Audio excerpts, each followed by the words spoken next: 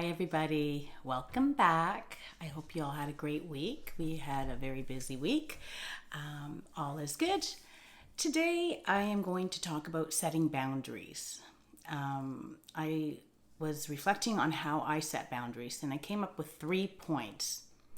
You set the boundaries, you have consequences, and you follow through. Basic. Boundaries, consequences, follow through. So I'm going to go through each one. Setting a boundary. What is a boundary? A boundary is your limit, that line that you don't want somebody to cross. What is acceptable and what is not acceptable to you. So boundaries could be like a boundary that I might have with Ben is if he starts swearing or yelling at me, I say don't speak to me that way, and if I'm on the phone, and I've mentioned this in a previous video, I will hang up. Or if he, when he was aggressive and destroying things, if my boundary be you punch a hole in the wall, I'm calling the police. So that's the boundary. And it could be like if you have young kids, the boundary, you might set a boundary like you need to share. You need to, I can't think back when the kids were little, things, sharing is something that, if you don't share, there's going to be consequences and, follow through. So that's what a boundary is. It's setting your limit, what you will accept and what is not acceptable. And, if you're dealing with someone who's drugs, don't bring it in my home. You can't use in my home, so figure out for you what your boundary is. And then we have consequences. And consequences are what is the result of the boundary not being followed. A consequence is something that you will do if that boundary is crossed, that line is crossed. You need to decide when you're setting your boundaries what the consequences are. What will happen if you, I'm using Ben as an example from the beginning, start swearing and yelling at me on the phone? Well, I'm going to hang up. Or if you're the consequence of, you're going to punch a hole in the wall, I'm going to call the police and have you charged. The thing is, you need to come up with consequences that you will follow through, which is the third step. You need to follow through. You do not want to set a boundary, they cross the boundary, and then you don't follow through. So you have your boundaries and you have the consequences. So like I said with Ben, the consequence, if you're swearing at me, I am not going to engage with you, or I will hang up the phone. And I know I had to do that a few times, but he will not start swearing because he knows right away now. It is a process and it does take time.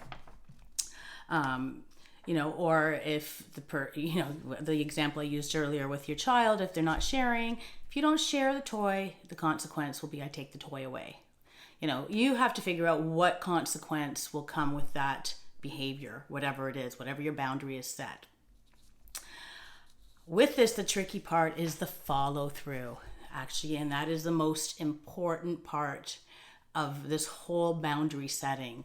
You could set the boundaries. You could have the consequences listed out, but if you don't follow through, it doesn't work. You have to follow through. So it's so important when you come up with the consequences for the boundary setting, you have to be able to follow through. For instance, with Ben, if he's swearing and we're on the phone, that's an easy one. I hang up. The police calling, I didn't have to call the police. I only called the police once. But because I always followed through on past consequences, whatever it was, he knew I would call the police. So I taught Ben, this is my boundary, this is my line, and if you cross it, these are the consequences. I had to follow through. And that is hard. I had the boundary, like, don't ask me for money. And it took a long time before he stopped coming to me for money. He realized he couldn't play me, he couldn't whatever. So it's following through. So, and with the kids and the toys, if you don't take the toy away, it's going to continue. It's like, oh, if I'm, loud enough, or a thought just came to my mind, like a temper tantrum when one of the kids was young and they wanted something and they would scream and yell and I want it. No, no, no, no, no. And I remember not giving them the toy. The easy thing to do is give them the toy. It would keep them quiet and they'd be happy. But what do you teach them in that lesson? If I scream loud enough, I'm going to get that toy. I mean, this is a life lesson. Boundaries, boundaries at work, boundaries in life, boundaries with your kids, boundaries with anybody around you. So I think you get the point. So the 3 steps to setting boundaries, to living your best life: set your boundaries, set your consequences, and follow through. Remember, you teach people how to treat you. You teach people what they can get away with. You know who you're going to go to get what you need. It's the same thing with our loved ones. They know if they're going to go to mom for this or dad for this, and that's where the communication between mom and dad, or any partners or whoever it is, you need to communicate and have the same boundaries, the same consequences, and the same follow through. So just remember, you teach people how to treat you. And you deserve good things. You don't deserve anybody yelling and swearing at you. So when you change, everything changes. Again, I'm using some of the lingo that I've used in past videos. When you change, everything changes around you. You can't control what the other person does, but you can control what you do and how you react. And how you react is your follow through. How do you follow through on consequences? Anyway, that is my lesson for today. Boundaries, consequences, and follow through, baby. And it is hard, it is challenging, and the more you follow through, the more that person will learn what they can get from you and what they can't get from you.